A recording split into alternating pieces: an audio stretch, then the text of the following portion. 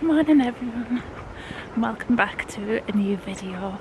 Today it's very early on a Sunday and it's sunrise and I'm down at the the riverside, and we're going to see Molly, Sunderland's Shipyard Girls statue that just got unveiled a couple of days ago. So let's go.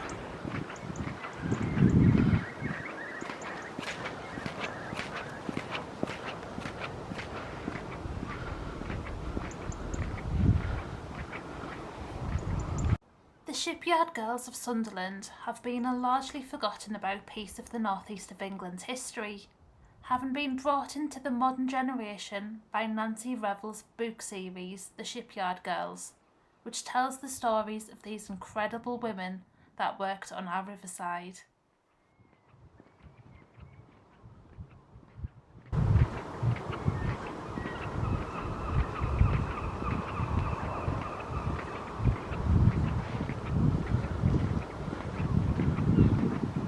I think we'll take a quick little pit stop at this red house sculpture.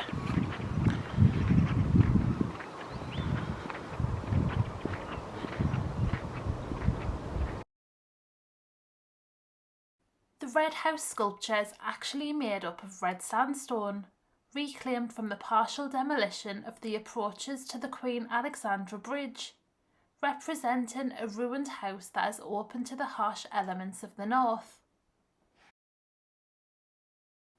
It is thought that this sculpture is a memorial to the nearly 300 people who were killed in Sunderland as a result of German bombing raids during World War II. So it seems pretty apt to have our shipyard girl just a stone's throw from this artwork. So it's sort of part of the sculpture trail that Sunderland's starting to bring in along this riverside. We've got the port in front of us and you can see the lighthouse. It's a beautiful morning. Sort of the frost is starting to disappear, it's starting to get a little bit warmer. I think it's going to get warmer next week, which is good.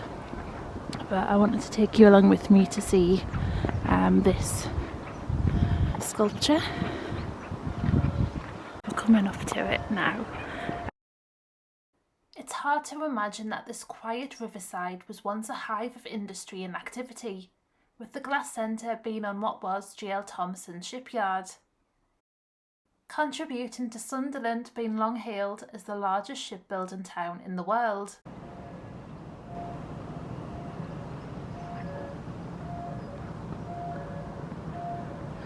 So you can see there she is just there, because this whole area would have been the shipyards.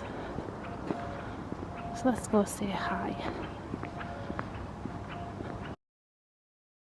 Molly's sculpture is located pretty much opposite the entrance of the glass centre and the car park, and being completely accessible from the riverwalk on each side.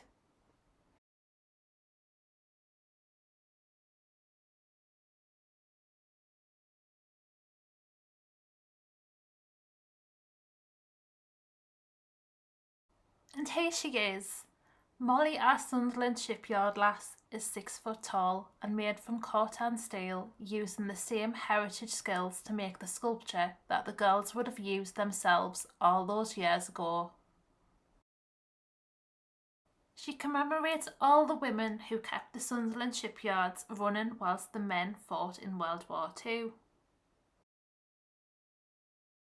The sculpture was commissioned by the Sunderland Soroptimists and created by artist Ron Lawson, creating an accurate resemblance of how the girls would have looked at the time in their full rig out for heavy welding on this very riverside.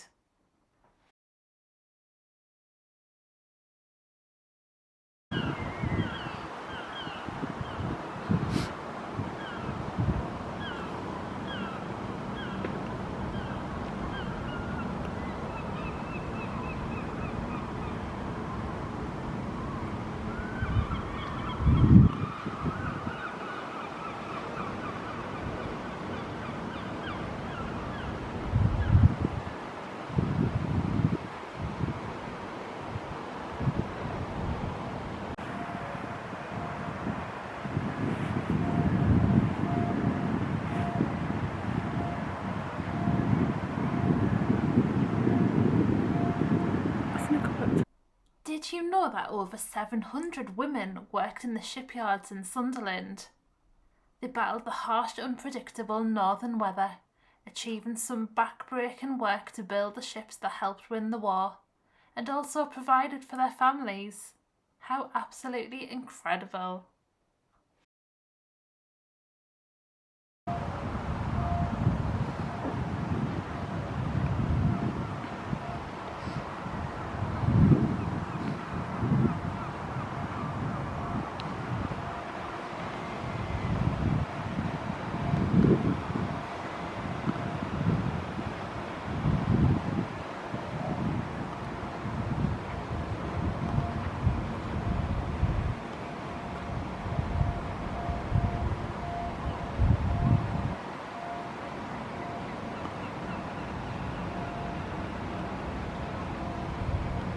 So around this area here,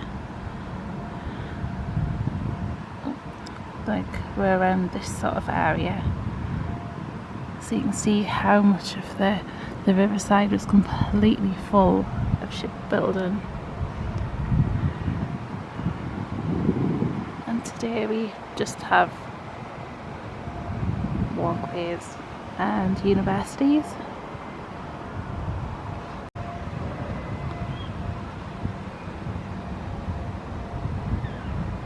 I'm just in awe at all of the details. You can see all of the rivets on her helmet,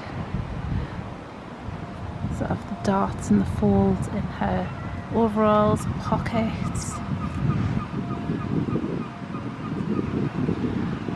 even her shoelace.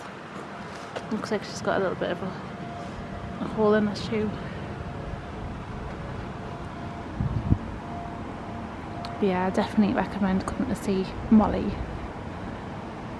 if you're ever visiting the Glass Centre or the Northeast. Definitely.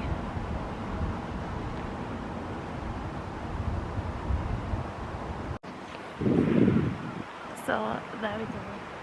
There is Molly. I just can't stop looking at it, and I'm whispering because it's very, very quiet.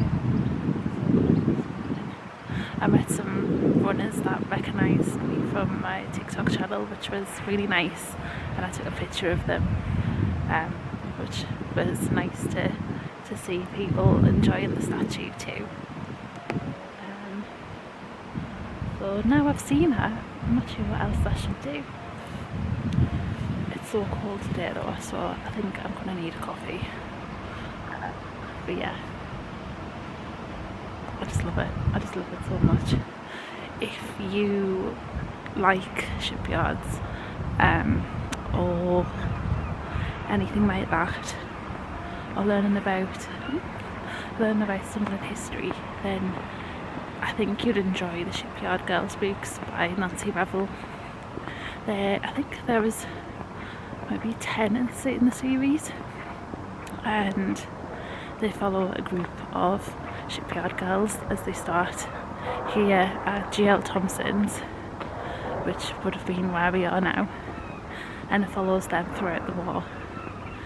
And they're really, really good books to learn about the industry, whilst also having something nice to read.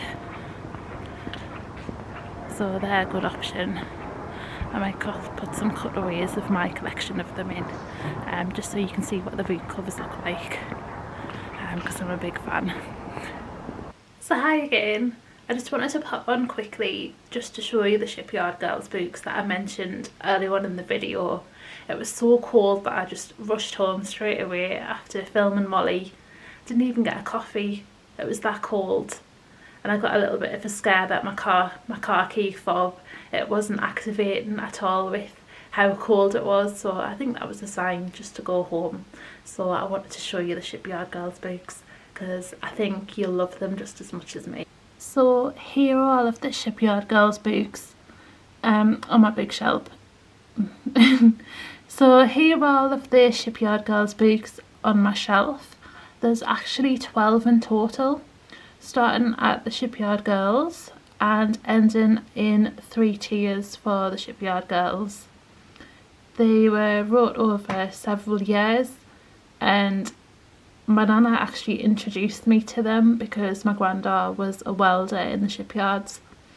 So these stories really resonate with me, even though I don't have a female family member that worked in them. I did have a lot of male family members, and I'd be so proud if I had a female shipyard girl in the family. So they range and start from 1939, when the war started and when the shipyard girls were needed, and it goes through sort of the secrets and the love and the different things that were happening to them, the adversity that they faced, and then it ends in the war finishing and then what they're going to do from there. I really enjoy them. They're such easy reads, so easy to get into, and if you're from Sunderland then you'll probably recognise a lot of places. My nana in particular really liked the street names. I'm not very familiar with street names. I know things by sort of what's on the street, not necessarily the street names themselves.